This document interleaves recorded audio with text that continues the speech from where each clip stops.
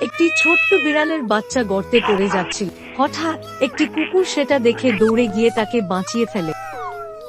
তারপর কুকুরটি বাচ্চাটিকে কাঁধে নিয়ে হাঁটতে থাকে। বিড়ালের খুব খিদে লাগছিল। কুকুরটি এক দোকানে গিয়ে চুপি চুপি আঙুর চুরি করে পালায়। তারা দুজন একসাথে বসে খায়।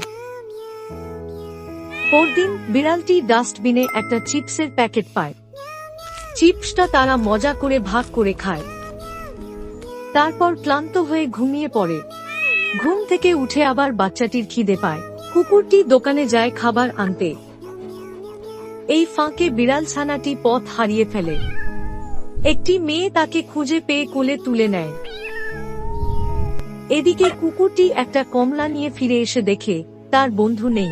বিড়ালটি কুকুর বন্ধুর কথা মেয়েটিকে জানায়।